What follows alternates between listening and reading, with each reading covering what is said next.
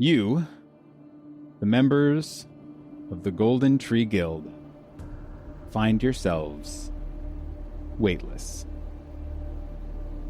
Your ears are still filled with the sound of voices, craving violence, and war. But unfortunately, your ears are also not picking up the sound that matters most. That of the engines of the Sky Stalker. All across the ship, on its decks and underneath, you are all spread out, and you are besieged by strange, worm-like first ones. And you are in the middle of an arcane storm.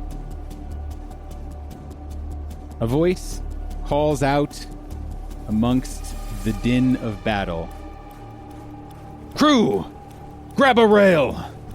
Brace for a dive or die in the dirt like worms! Those of you who are still on the deck see Captain Silvertooth Livingstone, still at the helm, start to strap himself in with a variety of different chains and buckles that are all around the wheel. And then your sense of the world turns and you descend. How do you all react in this moment? Checkers! I thought you said you knew how to fly this thing! As Kaskarin is just like tumbling in his little mummy sleeping jacket, his sleeping Yes. bag, and he is like rolling to the back of the ship until he finally hits the cabin door, and he's just like in there as the gravity and the wind begin to push him against this vertical surface. Selv in this jet black now gi with these silver dragons that just a moment before were chasing each other and flying all along his gi now seem to have a slightly different look as they are latched on and holding on to the chest of his gi for dear life. And Selv is, I guess, technically falling. So I'm going to kind of move as I can using the Leaf on the Wind ability, which is essentially a modified version of the slow fall for Selv. And Selv is going to glide his way towards some of the ropes that are hanging there from the mast for the sails and wrap his arms around them and kind of and then lock his leg around one of the other ropes that are coiled up on the ground, and then look around to see how everybody else is doing. Checkers is hanging on with one hand to one of the straps attached to Captain Livingstone. He's got one hand on his head holding the large brimmed hat, and this gown is just trailing behind him in the wind. And I'm going to look over to Mango at my side, who is just like gripping the deck for dear life. Canonically large Mango, Yes. as I recall. He is going to go down to a normal size. And I'm going to summon Billiam, the flying butterfly frog, and just quickly loop a rope around him. Billiam, Mango, go find my dear daughter Violet. Keep her safe. And Billiam and Mango are going to like crawl and fly their way into the cabin to try and find Checker's dear daughter. We'll have to unpack that at Yes. a later time. Val, you alone made it underneath the deck down into the engine room of the Sky Stalker.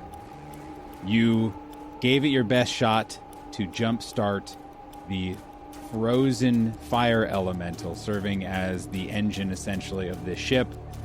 weren't able to quite do it or do it in time.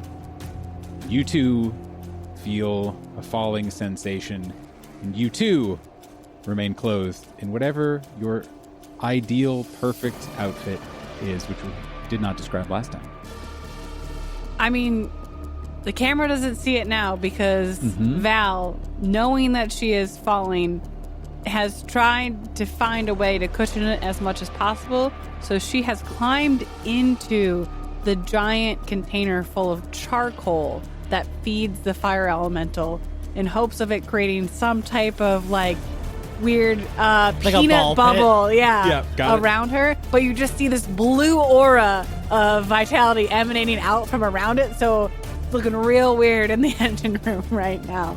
A really healthy coal right there. Yeah. And also, you know what I should do as I'm falling? Climb into this pile of rocks. Hey, it's better than slamming into all of the tools that are in the engine room. The Sky Stalker falls through the storm.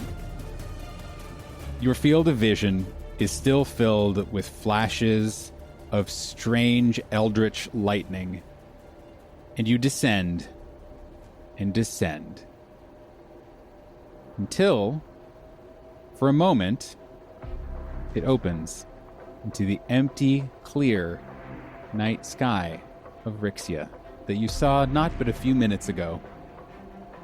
But the worms and the storm follow you down. Now your ears fill with whistling wind.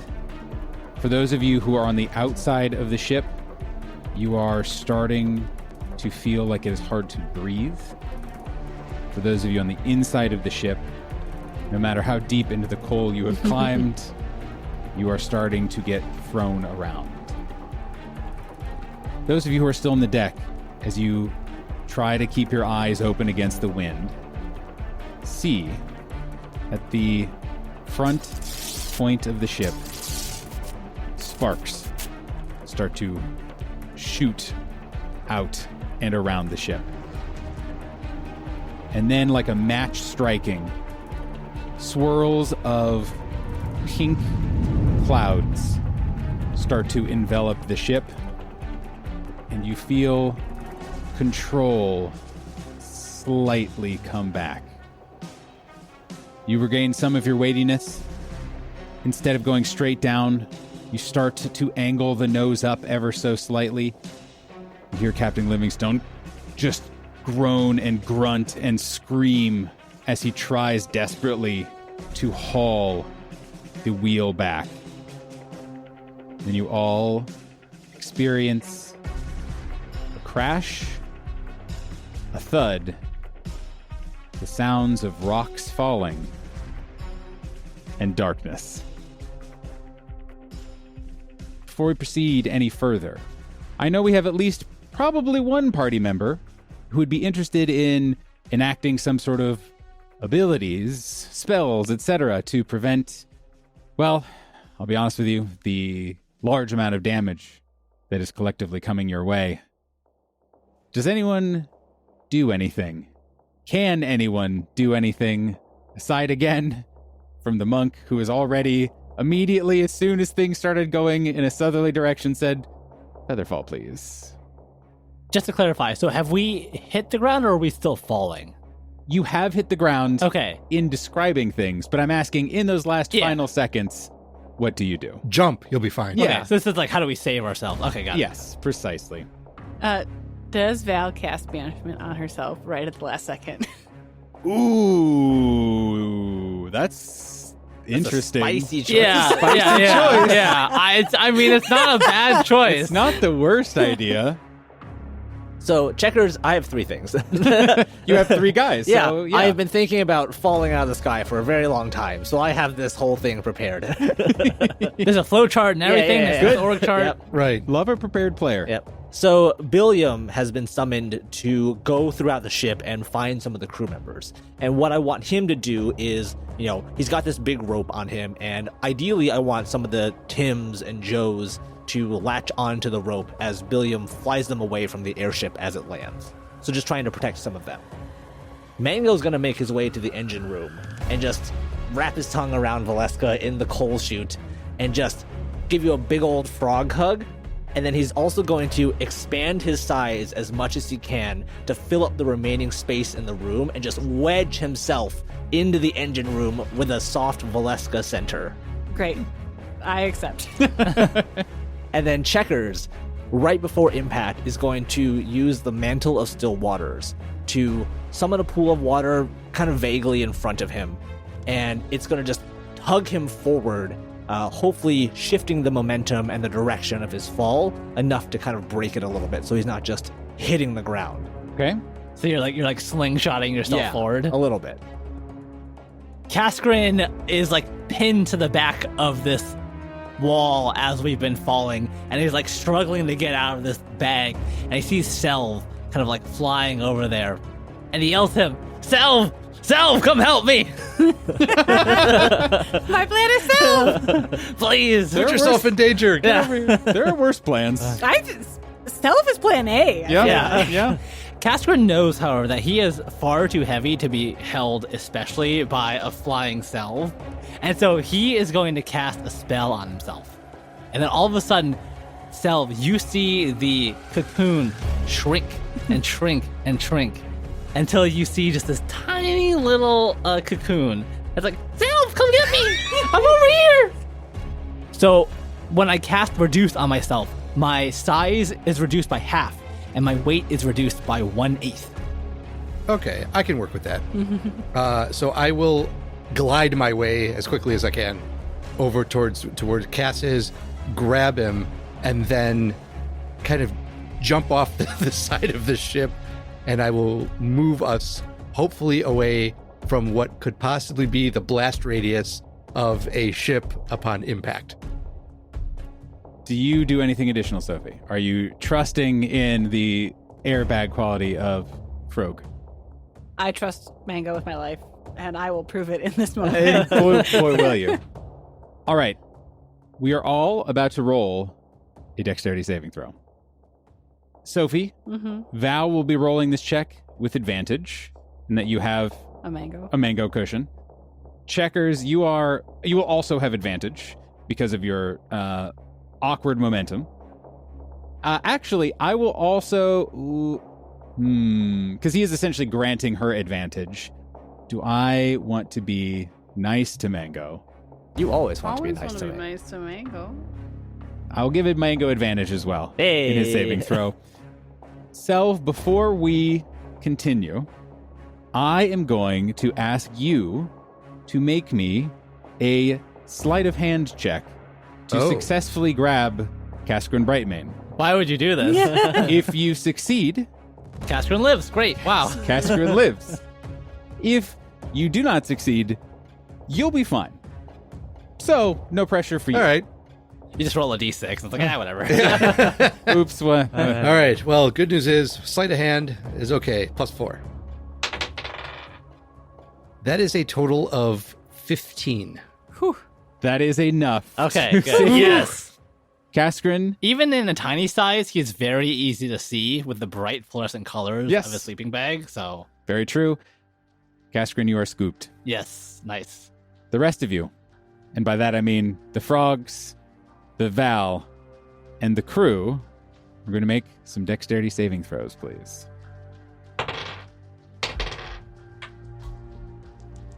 13 for Mango, 16 for Checkers. Okay. 17 for Val. 16 was the number. My boy. Kaskrin and Selv, you take no damage. Hey. Everyone else takes half or Sure. full damage. Yep. I'm about to roll 66.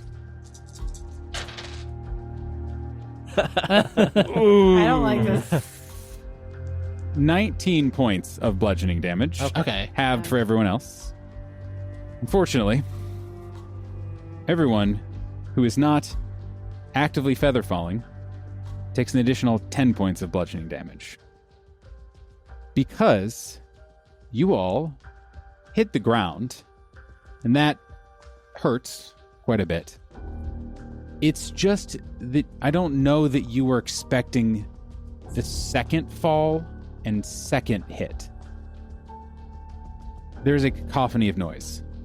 crunching, grinding, shouts of surprise, of pain, of any number of other human emotions. And again, you guys find yourself in darkness, and it is not night sky darkness. It is underground darkness.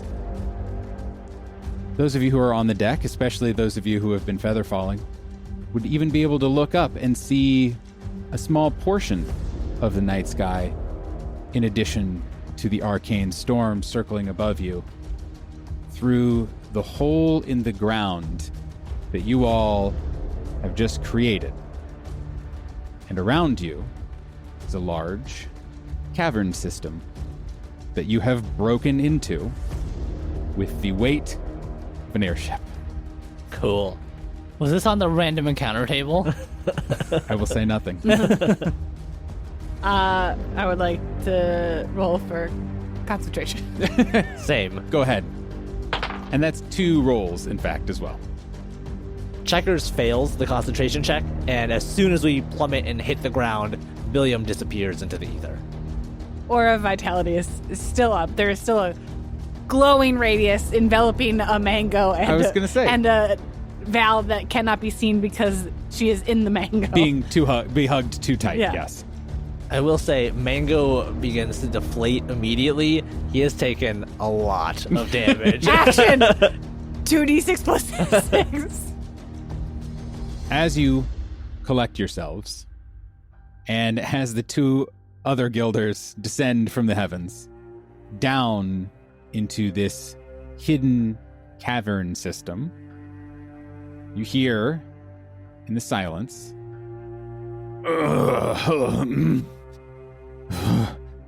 Engine room. Is there anyone down there? Yes, Captain. I'm here. What's the status? Anyone who's up on the deck sees Captain Livingstone is just like clinging to the helm and is holding his side, probably already has some broken ribs, and has a roguish bit of blood trickling from one corner of his mouth. The dome is covered in ice. There's barely a glow in the fog and the steam. I'm trying to revive the elemental. Do you think you can do it? I'll throw everything I have at it. Then we'll throw everything we can to buying you the time you need to do it. And he shrugs off these chains and straps and looks around at the other people who are up on the deck. And he nods there. You all right, still in one piece? All good. And Cascarin kind of comes back into his full shape. It's like, actually, yeah, thanks, Elf. Checker's hat has long flown away, and he's clinging to Captain Livingstone with both hands now. And he pulls out a potion of greater healing and hands it to the captain. Are you ready, Captain? As Checkers looks up into the sky and sees the horde, the swarm of giant worms on a collision course with the Sky Stalker. Captain Livingstone's eyes follow yours up, Checkers. Like you said, the worms and the storm are following you down. Captain Livingstone puts the bottle up to his mouth, tears out the cork with his teeth, drinks it in one sip, and kind of shakes a little bit with new vitality and is like, all right. And he strides over back to the helm and he grabs something that you guys have probably seen him use a few times now, kind of a funnel almost. And you know that this is a communication system that goes throughout the ship. Flicks a switch, says, all right, crew, I don't know who's still up. Do what you can to get the ship skyworthy.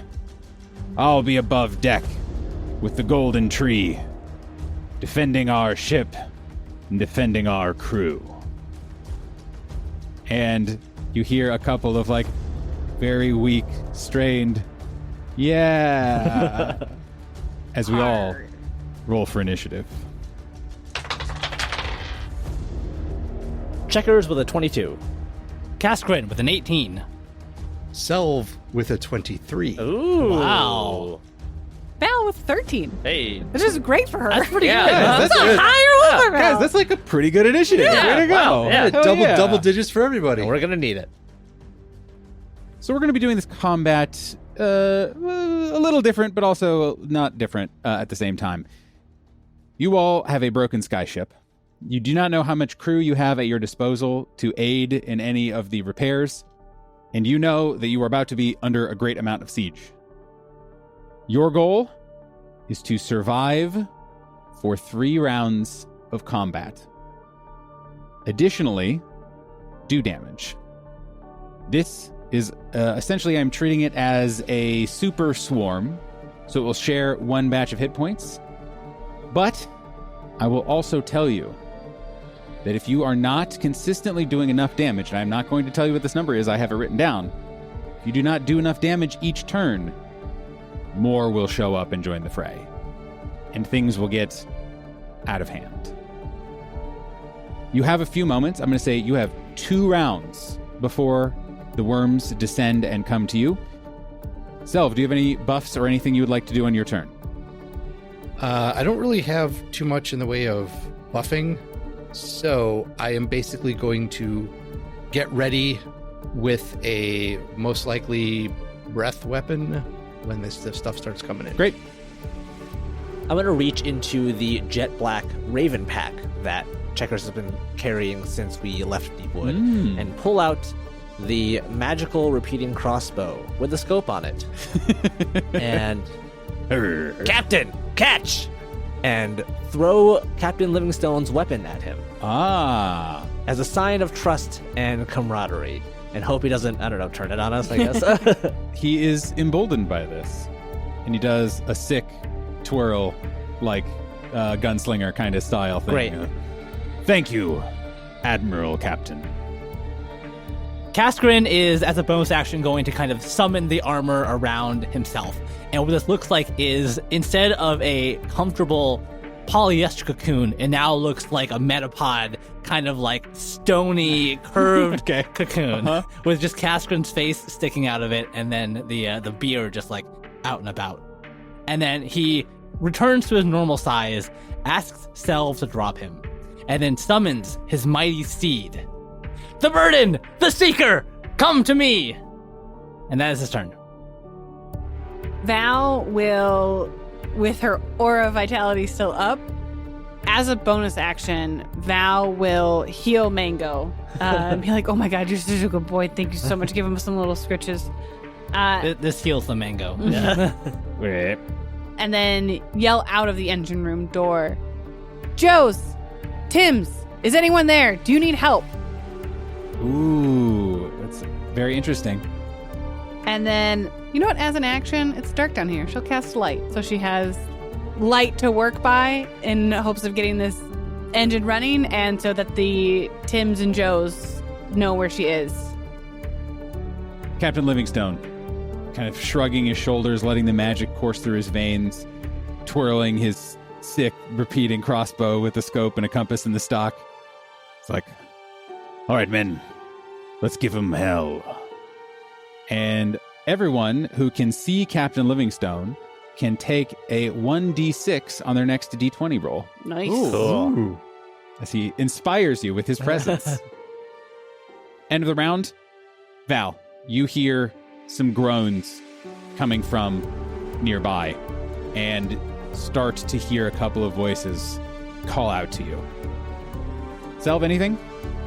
Just preparing for whatever comes through this gaping hole in the ceiling. Reasonable and good. Checkers.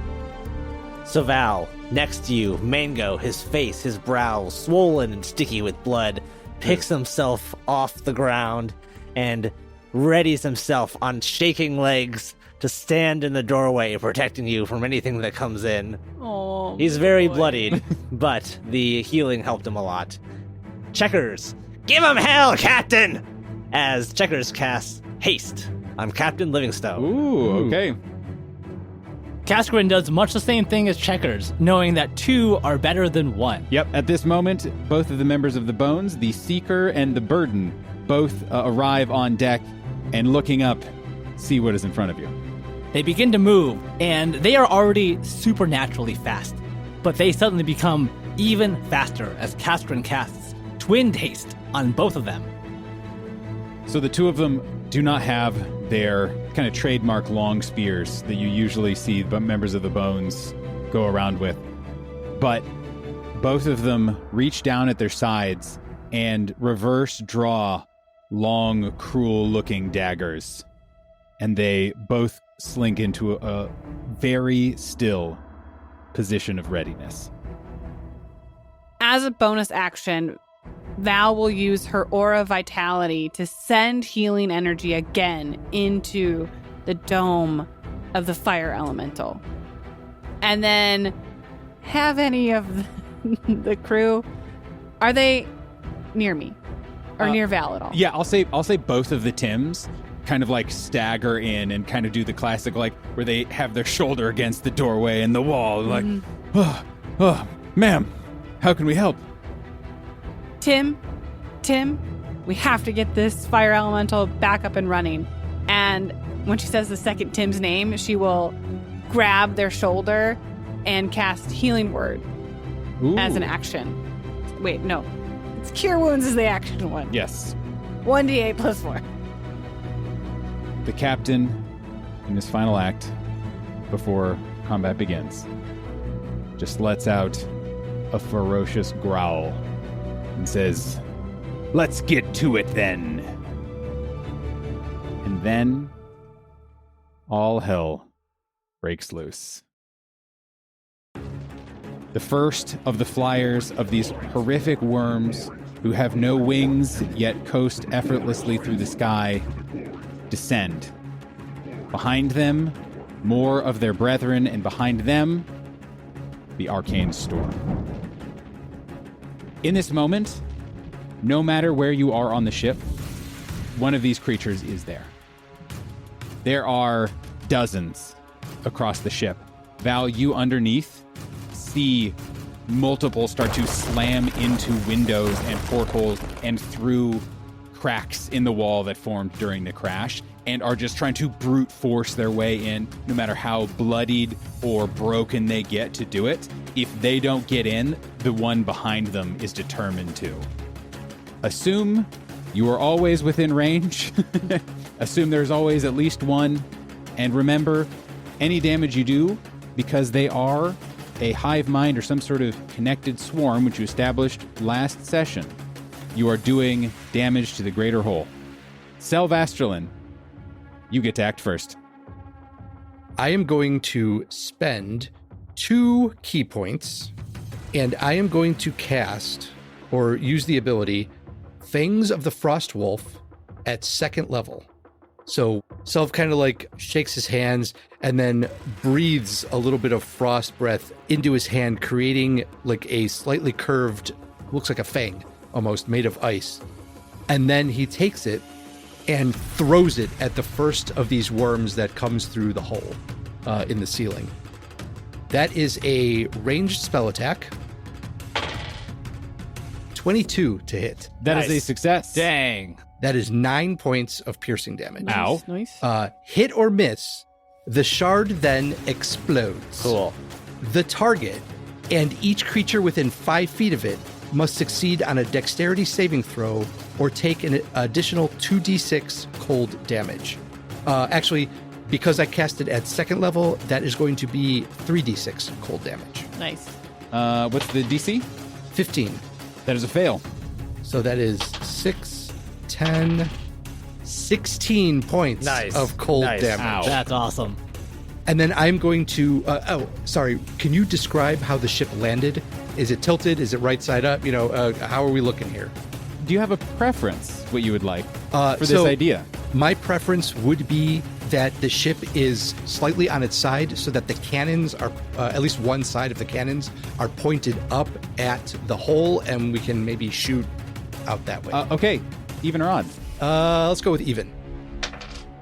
That is a 6. Cool. There are indeed You guys are on your side enough to have some cannons pointing upward and potentially functional, depending on if you have the crew demand them. Okay. And then I will kind of yell towards whichever crew is within shouting distance. Portside cannons, prepare to fire. Checkers, before you do anything, Yes. again, these are things all around you now. When you encountered them, you felt something familiar. You all did. That feeling of anger, of fury, of rage that you have felt previously in an encounter with a different first one. And now that they're on the ship, now that they're close, and now that you're really engaging them in combat, you all feel a little something extra. Anyone, for the rest of this combat, who uses a melee attack has advantage on all attacks. Val's ready. Whipping out some hand axes. So you and your frog pals are feeling just that little bit of bloodlust. Again, not so much that your mind is affected, but you're seeing things a little clearly, a little crisper. You see those little, chinks in the so-called armor, etc. What do you do? So Mango's eyes sparkle a little bit as he feels that rage deep inside of him. He bounces around the engine room and just slams into creatures who are burrowing through the windows and the walls, just trying to keep them out as best he can. He's going to make a melee attack against them. That'll be a 25 to hit. Dang, Mango. That is a hit. 12 points of damage. Dang, Mango. Ow. And that is Wow. Checkers using a bonus action to command Mango. As Checkers' action, he is going to begin swelling up like a balloon, and his mouth just grows and grows and grows until he goes and lets loose a beam of water into the sky against all of these flying worms. He's going to use a 3rd level spell, Water Cannon. So what this does is the creatures have to make a strength saving throw or take 66 points of damage. Ow. So go ahead and give me that strength saving throw, DC 17. That is a pass. Lame. Okay, so they'll take half and are not pushed. They are So, pretty beefy. okay. 13 points on the first water cannon. Checkers does a backflip. Backflip begins swelling with water. Action surge, water cannon. Wow. Ooh. Is this like hydro pump? Yeah. Or- Give me Takes 2 another. turns. Give me another strength saving throw. You got it. Super soaker. Higher, unfortunately. Okay, still another 13 points as Checkers just blasts water into the sky, trying to keep the flying worms off of him and Captain Livingstone. And that's my turn. Now, enough of the swarm have descended that they're going to start to act. With advantage, the first attack is going to go against Kaskrin. Okay. You're big, you're beefy. Yes. Oof, that is 23 to hit. That hits. 12 points of damage. Okay. I take a little bit less. Second is going to go against Selv Astralin, since you are a big beacon of shining glory. I am. Ooh, that's a bad roll. I assume a 12 does not hit. It does not. Excellent. All right. Kaskrin Brightmane. Kaskrin did succeed on the concentration saving throw. He sees, again, this horde of worms kind of coming down from the hole in the sky, basically.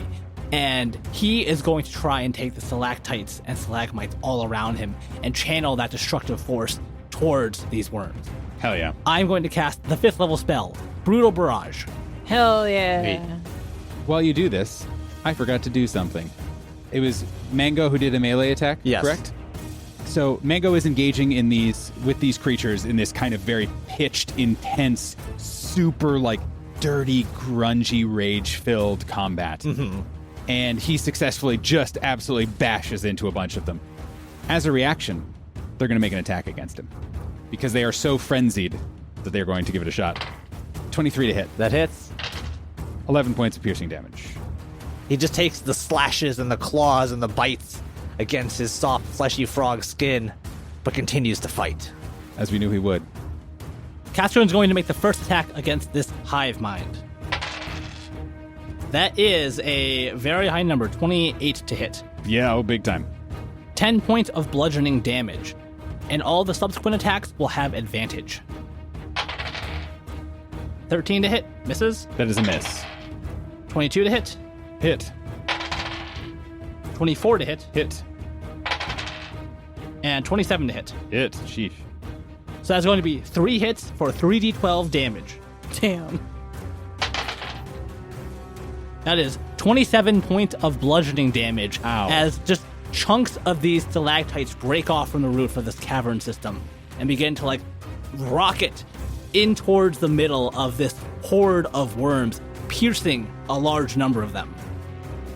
You hear more and more just cries of pain come out all around you as Kaskrin just is spearing them up above. And that's my turn. It is another batch of swarm turn. We are going to have one go against Valeska Carter. No. So I guess No, you're out and about. What? I'm in the engine room. I mean out and about, and I was about to ask, you're not in the coals, are you? I And know. that I Mango remember. pulled me out into his loving arms. Ooh, that is a 22 to hit. Yeah, that hits. 9 points of piercing damage. Okay. As a reaction, I will be doing something once I note that I took 9 points of damage. Okay. I will cast Hellish Rebuke. Oh. I need them to make a dexterity saving throw. What's the dex save? 15. Meets it exactly. Oh, man. Unfortunately. 13 points halved. Ooh. Wow. Val just turns, looks directly at it, and says, I feel your anger, and I'm here if you need to talk. Your compassion in the face of blind rage causes it to burst into flames and turn to ash on the ground.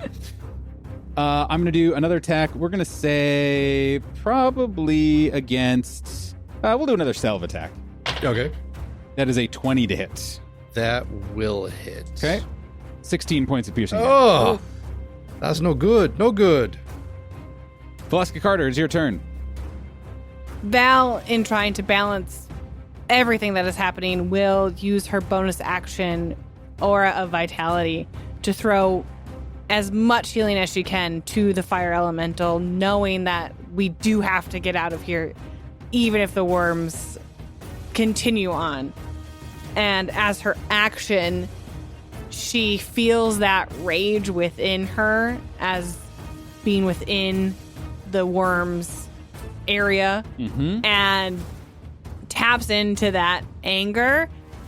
These translucent blue tendrils shoot out of the ground and just grab at as many of the worms as they can. I'll need them to make a strength saving throw, DC 15. Okay, and this is an AoE, right? I assume? Yes. Each creature in the area must make a saving throw. That's a save. Boo. I've been rolling really good, specifically Yeah. on my strength save. Yeah, I imagine. Beef boys. Okay, they still take half damage. Okay, what do we got? 6 points of damage. Okay, anything else? Val will look at both of the Tims and say, Tim, I believe in you. You are the ship's engineers. This is your moment. You have worked tirelessly to keep this ship running for years. You can do this now. You can get this ship back on its feet. They both look at you, and they nod. They look at each other, and they nod. And then they step further into the room around the guts, the crushed worm that Mango has created at the entrance of this door. All right, you do like magic stuff, right? Yes. Okay, there's a manual around here. 1 second. And one starts immediately just cranking as many levers and turning big wheels and that kind of stuff. And another one seems to almost dive underneath a counter, basically, that has some drawers and storage. And you see just papers and old relics and who knows what go flying as this Tim starts looking through stuff. And I'm going to say that for this round will count as one of your guys' collective character actions to move forward the repair of the ship. Yay. Nice.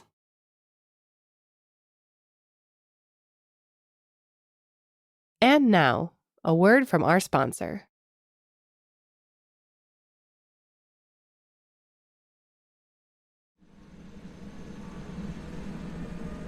Hello, this is your pilot speaking.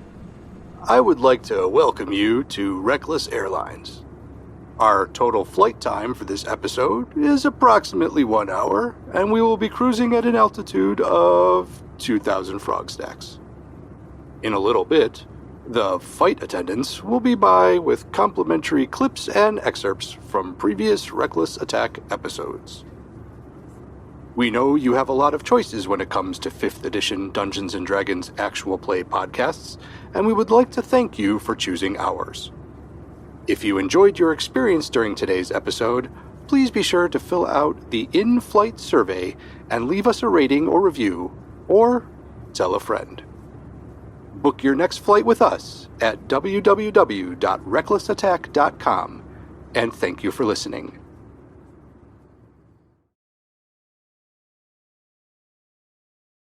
It is the Swarm's turn again. We're going to go 1 to Valeska. Ooh. The bones are still up there, just and Captain Livingstone. I'm just saying. That is true. They just haven't acted yet. That's fair. That is a 21 to hit. 13 points of piercing damage. Shit. And I will indeed have him go against Captain Livingstone. I think that's a good idea. They miss. Yeah, he's too intimidating. I rolled a 1 and a 5. There's no breeze, yet his hair is billowing behind him. It's really, he's spent the last 2 turns aura farming. Yeah, right. Everyone's like, I don't like the vibe of that. Yeah, I'm going to go to these 9th level adventurers Yeah. instead. They seem a little less risky and tastier. Correct. Well, that worked out, I guess, in a lot of ways. And now it is indeed the captain's turn. He is going to take 2 attacks. He has, of course, a big scimitar that he wields around that he's going to take 1 slash. Hits. He does 13 points of damage. Nice. Dang. And then he is going to fire with his repeating crossbow with a scope and a compass in the stock. Also hits. Hey. So I think he did a total 24 damage. Jesus. Did he use his hasted action? He's going to, yes, do another attack. Great. Wow. With advantage, because he's going to melee attack again. And that hits exactly. And he says, "This one's for you, Admiral Captain," as he wheels around, spins again. So he did. Holy shit. I really wish that I'd gotten to use him in a combat against you guys. Yeah. That would have been pretty cool. But alas. Nope. Now he's our best bud. I give you inspiration, Jonathan, for giving him his crossbow back. Yeah, holy fuck. He just did 37 points of Nice. damage. Holy shit. Wow. I'm just going to erase this 5th level spell off my character. Sorry, I don't need I'm it. sorry, guys. Turns out I accidentally made him too good. Too cool. Too cool. And speaking of very cool, now the members of the Bones are going to start doing stuff. So I'm just going to roll 2 d20s. They're hasted though too, right? Yes, they are. Okay. Jesus Christ. And the melee is at advantage. They're doing flat damage. Yeah. Perfect. Seems good. But they are going to do, because they are hasted, they're going to do automatic damage. Yeah. Like I'm saying, because you did that, they are now like too efficient in Cool. battle Yeah, to right. not be just Right. like taking names. So on average, I'm going to say, actually, I'm just going to roll 46 every turn. That's not enough, actually. The bones are too cool. They need to Yeah. do more. I mean, kind of. Yeah. Like, they can't just be doing like 16 points Yeah. of damage with both hasted, both like all that other stuff. God, that's another 23 points of damage. The bones! Yeah. The bones! The goal is really to make Nathan roll as many dice as possible. I will stand in front of that fireball. Please and thank you. Okay. I'm going to roll a couple more dice because they have one more reaction. Actually, they will take some chomps out of the captain as their final reaction. That is 2 20s. Holy shit. On the die. To hit Captain Livingstone? To hit As a Captain reaction for his Livingstone. melee attack, right? Yes, exactly. Oh, geez. Okay. As a reaction to their reaction. Yeah. Oh. Uh-huh. As the worm goes in to critically strike Captain Livingstone while he has his back turned, He's not used to going so fast. Like, he's very cool, Yeah. but this is a different level. a series of colorful kites with bells attached to them fly out in all directions, and one just intercepts the big strike coming in and redirects it to another worm, causing them to crash into each other. In reaction to your reaction. Do I need to roll anything, or does damage just transfers? Damage transfers, and that critical strike. is looking real juicy. Yes, it is. This is 46 that I am rolling. 19 points of damage All has right. been redirected. And Checkers and Captain Livingstone are just back to back, crossbows and stones flying out in all directions. Kites and puffy frogs on one side. I think and you did more scimitars damage and- to them than we have. Yeah. I'm doing... Stop hitting yourself, Nathan. Yeah. It's just so much math. End of the round is the crew movement. So for the Tims that are helping Val, one of them emerges with this huge tome with, on the cover, it is just like a 3-ring bound, but leather like binder, basically. So you want to build a sky ship? And it is the Fire Elemental Operations Manual. And on the front is a very obvious, if, kind of like maybe over-accentuated Fire Elemental on it. You realize that spells out fume.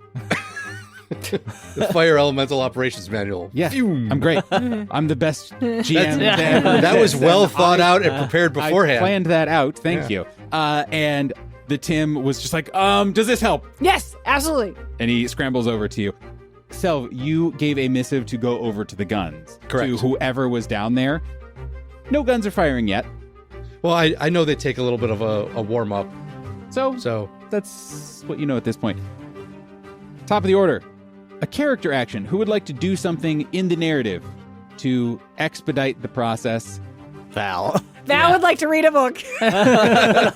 Val would like to use her expert library knowledge to look at the table of contents, find the emergency operations procedures, navigate to that page in this tome, and read through the appropriate operation manuals. Thank you for summoning the F-157 Fire Elemental. Yes. Okay. Give me... I had pitched this originally as no rolls kind of situation, but this is 2 Valeska Cartery, and I need you to roll me 2 D20s. You roll with advantage. Okay. Maybe a history or a librarian. A library check. I can't remember. Please know my background is like sage researcher, and right. bookworm is my patron. Believe me, I am taking a lot of this into account, and that you can read this book. I just want to witness how truly efficient you are in this moment. That's a natural 20. You- Val will never fail a library. Her job is library. One of these pages is already folded down. Oh, look. No, you read every page simultaneously. It is actually this is probably one of the you've had the Bookworm as a patron for a little while, so I'm sure you've probably already been testing some things. But this is certainly the first time that this is a language you cannot speak. In fact, it is a combination of multiple languages that I think you can maybe speak some of it, but you could never do it at this speed before without this extra power, because it is a combination of maker speak, of a very specific kind of elemental dialect, and it is also several different parts of different magical languages that are all woven in. And as you flip through, you can actually see that multiple people must have had to write this, because one segment is clearly written in one language, and then someone is writing over top of that writing in different ink, forming new different patterns and words of arcana. And each page has 3 to 5 different levels of different colors and markings and notes and that sort of thing, but you immediately are able to grasp what it is saying, and you are starting to consume it. And we will address exactly what it is that you consume when it gets to your turn, and you can act appropriably. But you have immediately ingested everything. Val's you get it. eyes glow brighter than they ever have before. I mean, but yes, absorbing everything. canonically, that would literally be what happens. So yes, 1,000,000%. Top of the order. A few things are going to happen. First, everyone's clothes falls off. What? Hey. I like this kind of D&D. This is good. We should do more of this. I was waiting for this the whole time, for years, Nathan. and now you're telling me we could have had such a different campaign. All of you, no matter how you're oriented or whatever, suddenly realize a couple things. First and foremost, you are wearing your adventuring clothes once more. But also, all of your favorite clothes are now in a pile at your feet. Just, they have fallen off, like sloughed off, but just in a loose pile of clothes at your feet. So we still have them. You still have them. Hell yeah. All They right. still exist. All right. It's just, for some reason, they've fallen off. Like, that was the, like, metaphysical, arcane effect. Whereas it's not that they disappeared, not that it was actually your armor the whole time. No, they just fell off for some reason, because that's just how magic works sometimes, unfortunately. Now most of the effects have gone away, except the ground is indeed still grass. Not great for a top deck of a ship. Not ideal, but you'll figure that out when you figure it out. And the ice on the mast is starting to melt. Captain Livingstone roars out above the din, still standing pretty close to the helm, and leans over into his communication device and says, Engine room, status. Can I say Val is too busy reading this book and the Tims take care of comms? You all hear an awkward pause of several seconds, and one of the voices of the Tims comes on. I guess I got to decide on a canonical Tim and Joe voice. I've never seen anything like it, sir. I've done a couple weird voices for them. The Tims sound like Nathan. Captain, Val is reading, well, you know that manual that we can't read about the fire mantles? Stand by. Positive developments. Captain Livingstone, squints almost angrily at how shitty this report is. Sorry, I taught you better. He's like, copy. Everyone, hold on a little longer, and we'll all get out of here. Selvasterlin, you look around the battlefield. You are still a shining beacon of light, of hope. But you and anyone else who's looking can see you guys have done enough this first round so that we'll say the swarm levels are roughly equal.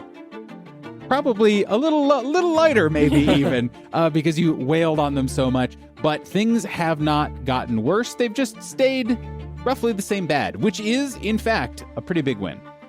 What would you like to do?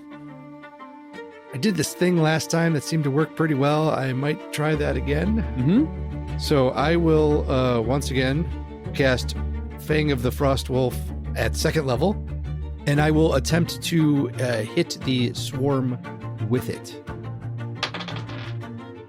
So that is a 22 to hit. Big time hit. Only 4 points this time. However, so that will be a dexterity saving throw. Pass. DC 15. Okay. Roll to 17. Gotcha. So 13 points, cut in half for 6 for the explosion. Awesome. You see another big ice puff up in the sky as another few of them squeal in pain. Take that. And then I will spend a 3rd key point to go into patient defense. Okay. Which will give them disadvantage when attacking me. Perfect. And then that will end my turn. So this engine room is getting really cramped. We've got the Tims running around pulling different levers. We've got Val furiously reading this strange mystical tome, and worms are crashing in from all directions. Checkers is going to give up his action to allow Mango to crush the head of one of these worms underneath his bloody foot.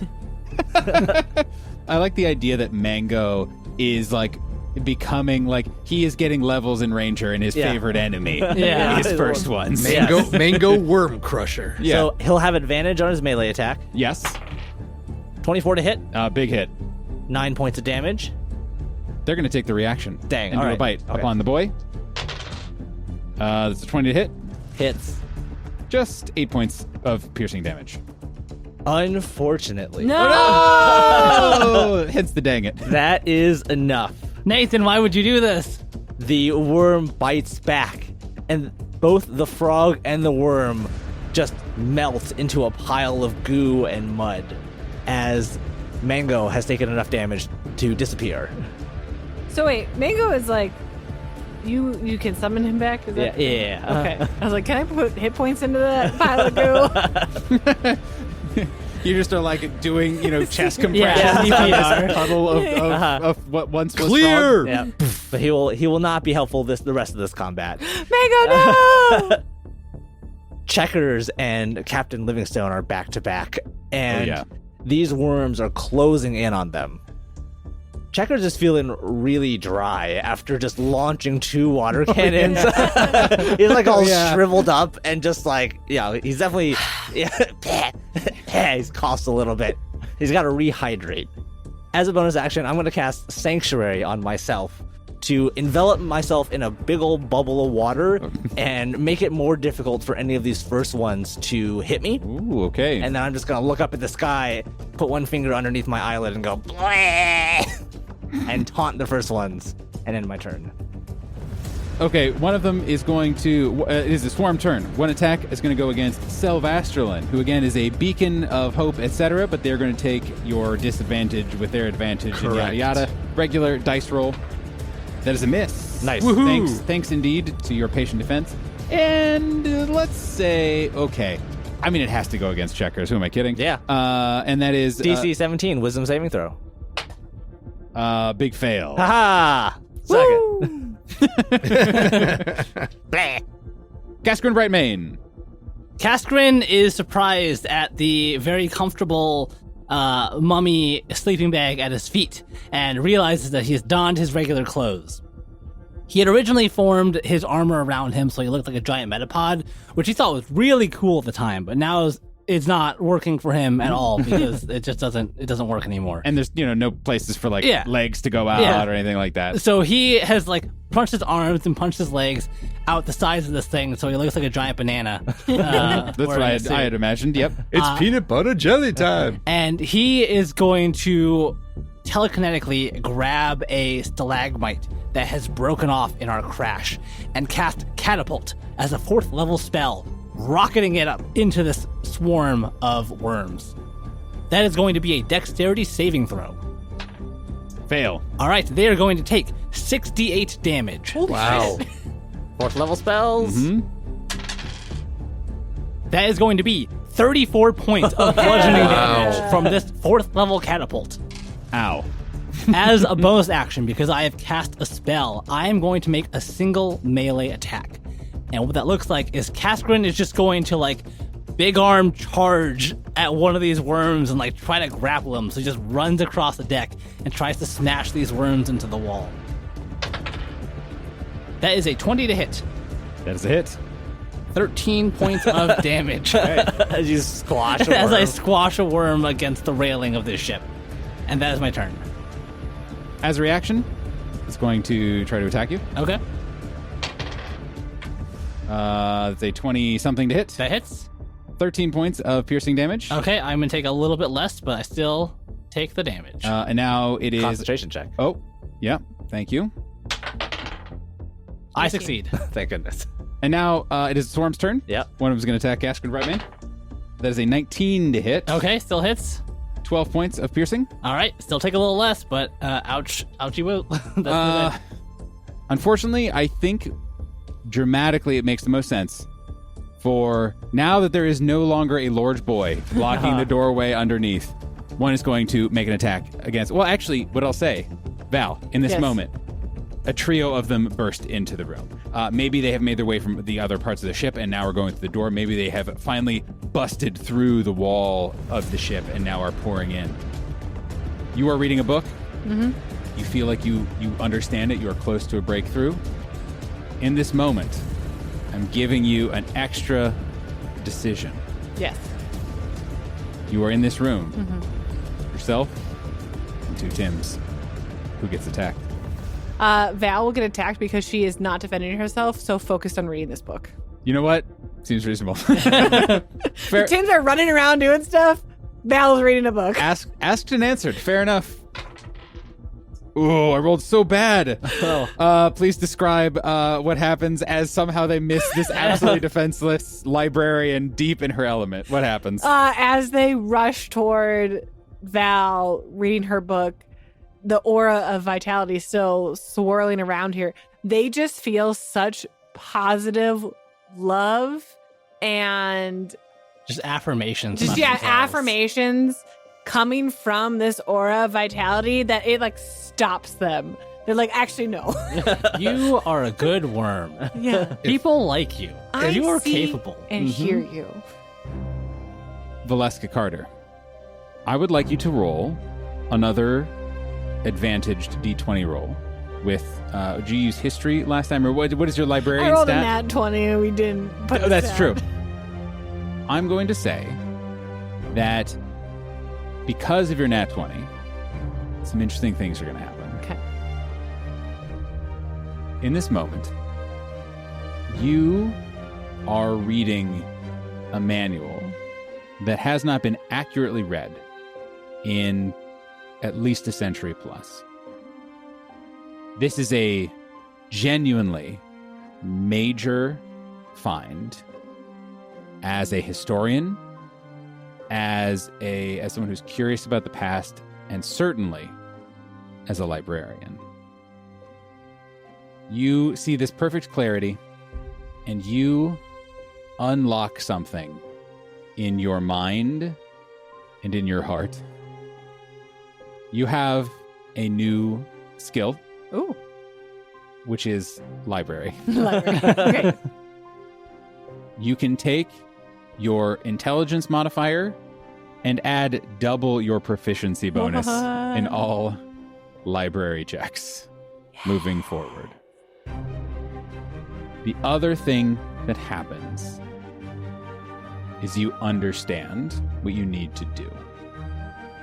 But it's a question of, do you have the capability to do it well or do it perfectly? I would like you to roll 2d20 and add your new library bonus to what you get. 26. You do it perfectly. There are several outcomes to this. Because you have crushed library so hard. It really pays. Listeners, put your character into one thing, make their job one thing, and keep doing that one thing. Hammer it. I want my job to be beach. Take extra levels in that one thing, and it might pay off like it's about to. So again, there are layers to what could have happened. But what does happen? First and most pressingly, you understand what you need to do to not just reignite this engine, but to restore this elemental. As you recall, this elemental was not super engaged with the world around it, shall we say. It was kind of like lifeless. And you think you can not just bring it back, but bring it back better.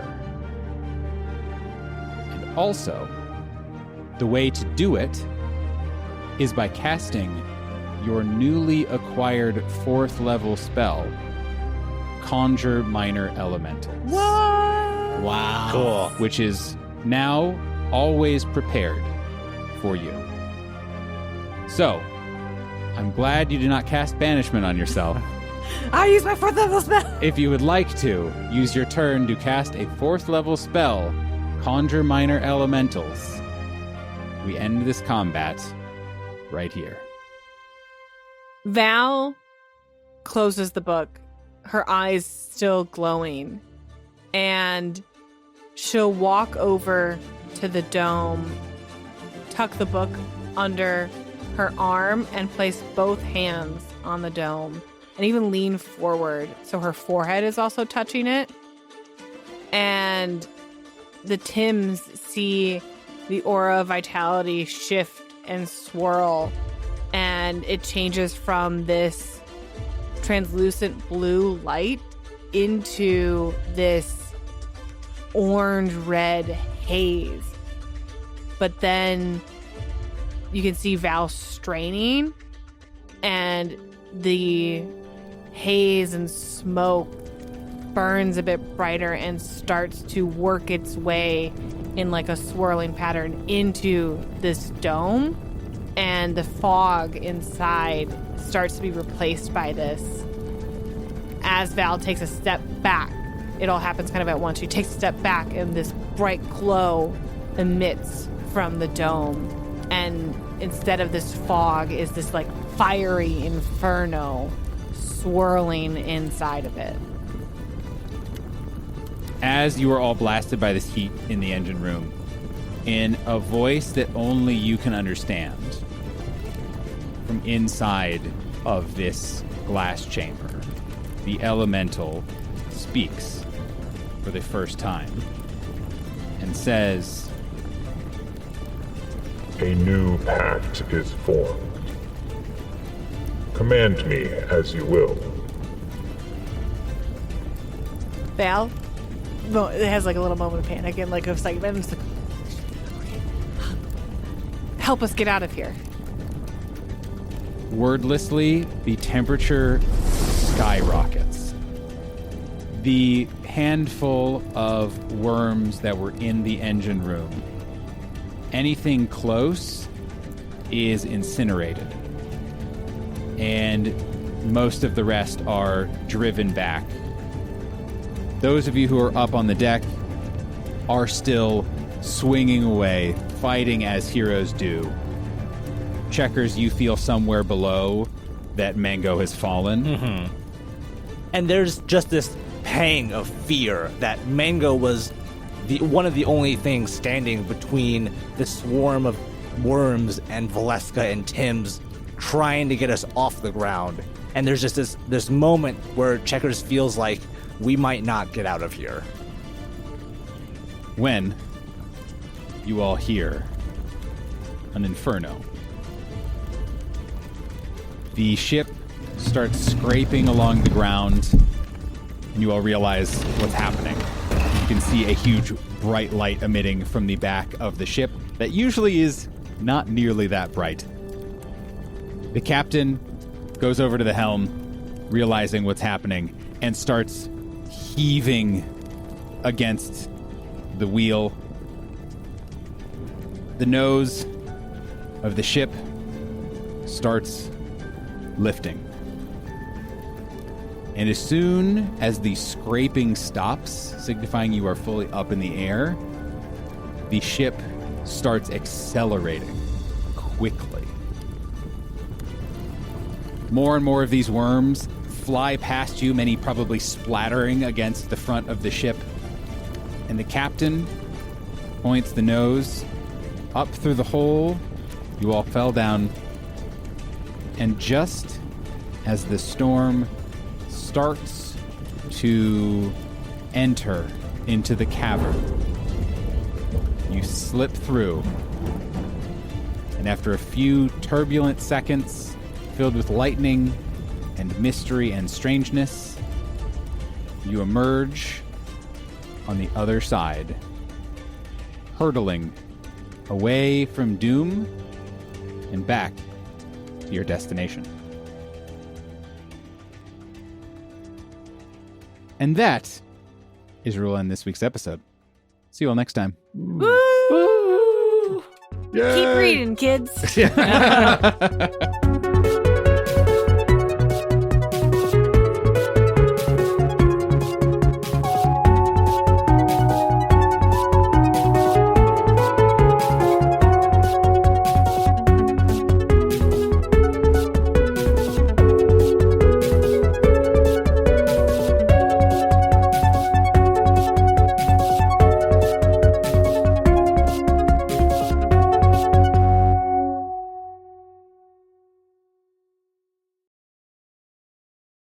Worst case scenario, hear me out on this.